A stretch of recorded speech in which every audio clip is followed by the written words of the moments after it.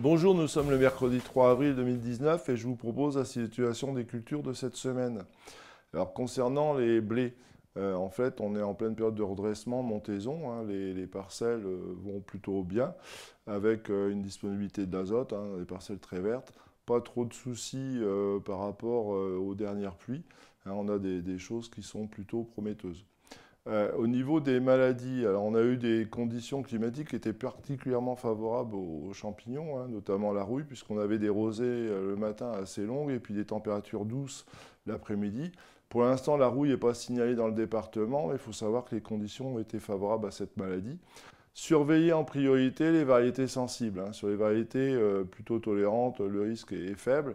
Et je vous précise qu'on n'a toujours pas observé cette maladie dans les céréales dans l'Aisne. Par rapport aux maladies foliaires autres, donc l'oïdium est toujours observé dans les sols sableux, crayeux, mais sans danger pour l'instant.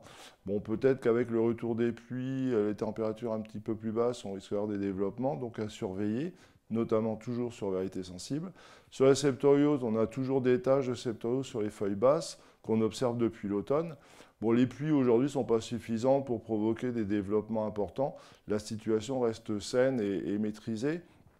Il faudra surveiller lorsqu'on commencera à attraper le premier nœud, voire le deuxième nœud. Pour l'instant, la situation est saine sur les blés. Alors pour les orges et les escourgeons, en fait aujourd'hui on est en pleine montaison, redressement dépassé, on approche du premier nœud dans pas mal de parcelles. Au niveau sanitaire, on observe les trois maladies classiques, hein, l'oïdium, la rhinchosporiose et l'helminthosporiose. Pour l'instant, il n'y a pas de risque, hein, on reste sur des maladies qui sont en pied de plantes. Je vous rappelle que le seuil d'intervention est de 10% des 3 dernières feuilles touchées sur les variétés tolérantes et 25% sur les variétés sensibles. Donc aujourd'hui, on est loin d'avoir atteint ce stade. Et le stade et le seuil. Donc pour l'instant, sur les orges et les escourgeons, on n'intervient pas en termes de maladie. Par contre, on est plus actif sur les régulateurs, hein, puisqu'on est à la bonne période. Les amplitudes thermiques entre le jour et la nuit ont diminué là, ces derniers jours. Donc si on arrive à passer, on a des conditions qui sont plutôt très favorables. Sur les orges de printemps, on est plein étalage, hein, les orges sont plutôt belles, les levées sont régulières. Aujourd'hui, à surveiller en priorité les pucerons, la jaunisse nanisante, hein, puisqu'en fait l'orge de printemps est aussi sensible que l'orge d'hiver. Je vous rappelle le seuil hein, qui reste le même que sur les céréales d'hiver.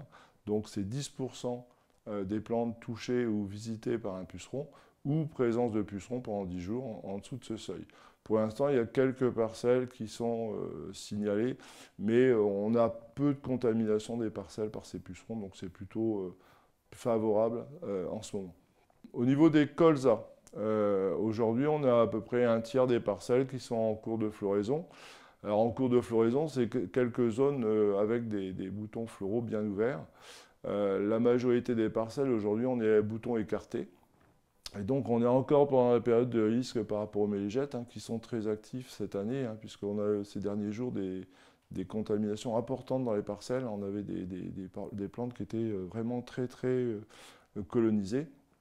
Donc aujourd'hui, je vous rappelle que pour les parcelles qui n'ont pas été protégées, hein, il y en a encore, le seuil d'intervention sur des parcelles qui sont très poussantes est entre 6 et 10 méligètes par plante.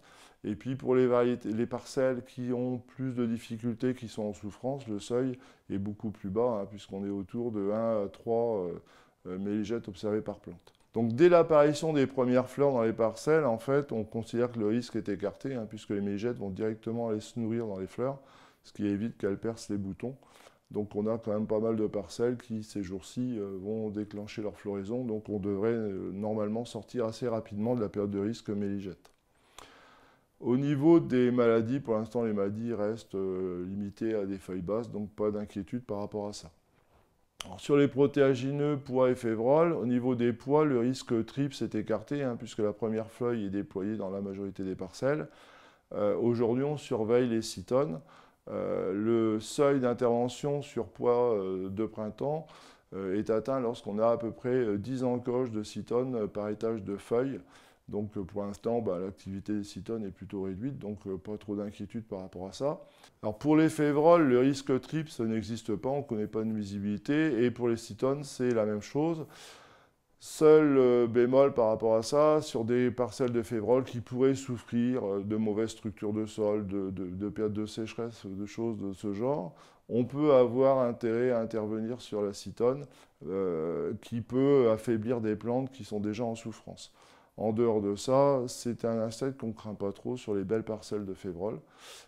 Pour l'instant, les levées sont régulières, les févroles bénéficient de conditions climatiques plutôt favorables, donc pour l'instant, on écarte le risque. Mais soyez vigilants par rapport aux prochains jours. Si on a des conditions de température qui reviennent importantes la journée avec des périodes de froid la nuit ou le matin, on peut avoir des plantes qui souffrent et puis avoir des dégâts qui peuvent embêter sur févrole. Je vous souhaite une bonne semaine, à la semaine prochaine.